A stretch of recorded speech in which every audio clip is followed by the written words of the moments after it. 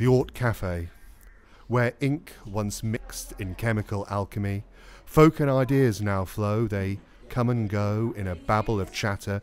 Of this and that it really doesn't matter.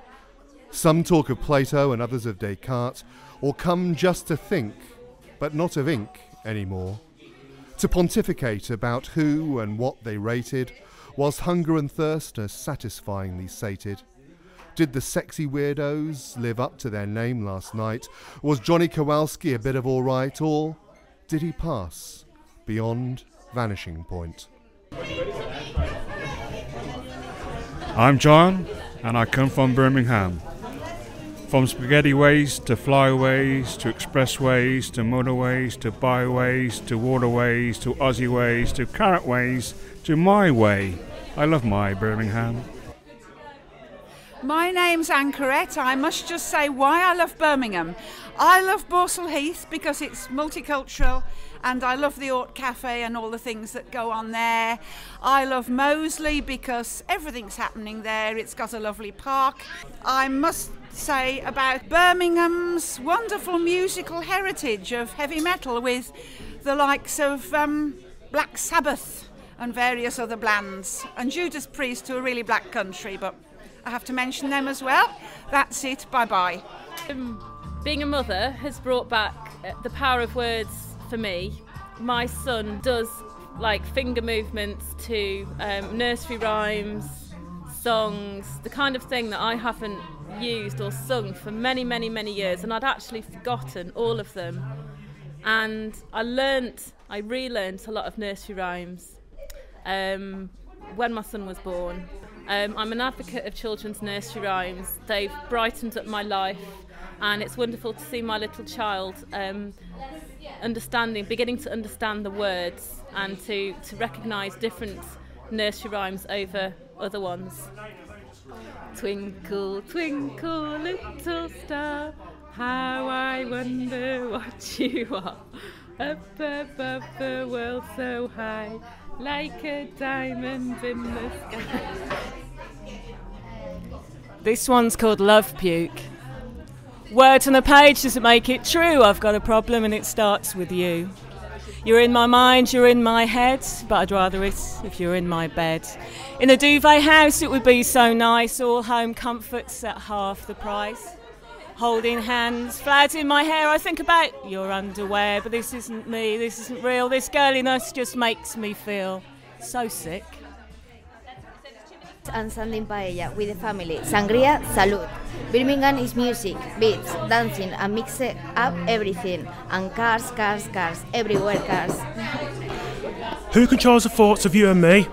Is it Sky ITV or the BBC? Or maybe it's the red taps that'll never stop at anything for a headline story. Look at the phone hacking, for instance, tapping up people's calls so they can get all the information they need for a headline story.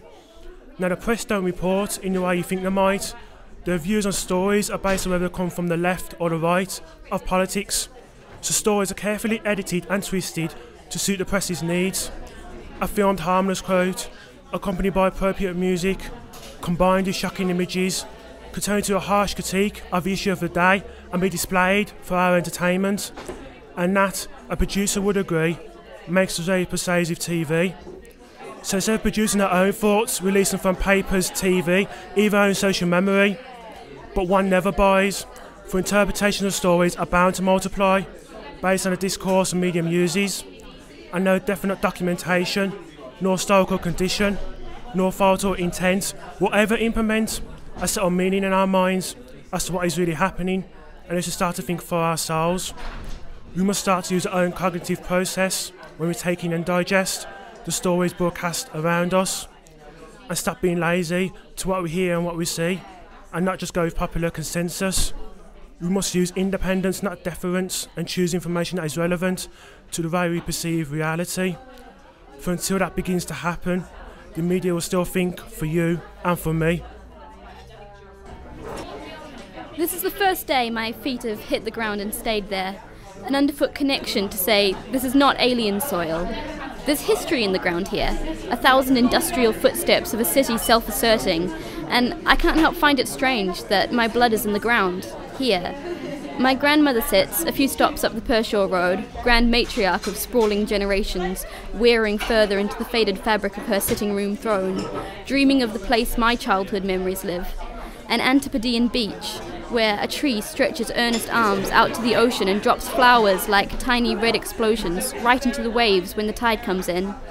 Every twist of its old boughs are familiar to my fingertips, even though I know it is not my blood that feeds the red in its blossoms, because though I grew red from the centre here, I am not of the Tangata Whenua, and I have to learn now, for the first time, the shape of the place my mother's stories come from. I've learnt to trace this path, from the market, through the Bullring, down Broad Street, through Five Ways, up the road to my flat. I'll do it all year, so I can go home and say, I remember that place, so she can say, I remember that place too. The map is not the territory. I could trace the lines about this place for you to understand the shape of it. I could show you snapshots, only fragments of experience, like the zone at ground level, where full flame, the countless yellow tongues of a lone dandelion lick collected carbons from air around the secret space, waiting under junction on junction. Junctions snaking, not spaghetti-like but solid, like winding bridges to other places, or giant robotic ribbons adorning the quiet canal beneath. Or a snapshot of a handbag in the gutter, coloured lights reflecting in the silver clasp, a heel, slim and serious, hooks up the handle. A flash of goose-bumped calf momentarily blocks the packed pavements where I remember summer Sunday mornings coming down. This broad street was empty then. Or I could share a memory of cycling into town, the blue blush of breeze in a warm crater of a park one Saturday evening, a faint abattoir scent swimming across the waning day, across the sparse and gnarly grass, worn by the tread of players, worn out by fun seekers.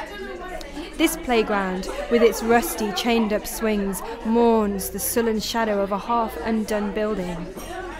Two boys, curious, watchful, suspicious perhaps, wander searching for something and kicking vaguely at a torn, deflated ball.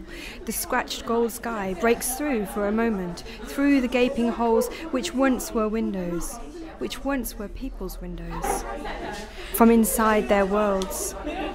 But I could show you shiny spaces too, sparkling with plastic optimism. I saw the bullring and a memory of leaning on a warm bronze, waiting, watching, pinned in by glass behind, in front, busy strutting pairs of legs. All are unfamiliar. It used to be different here. Small reflected bright facade of any emerging outlets. This is after all a progressing city, another city wearing its buildings like jewellery that goes out of fashion. My trail instead considers how we touch the distance between the morning and our hopes for tomorrow with the daytime that surrounds us. We touch the memory of our past with our very present. This place we inhabit becomes us. This place believes what we project into it, what we breathe out of ourselves and into the distant midnight of each of our unique lonelinesses. And this place is covered with the floor of our dreams. Many broken like the sagging football, many fertile like the possibilities in the classrooms across this city, like the possibilities inside this room. The map is not the territory.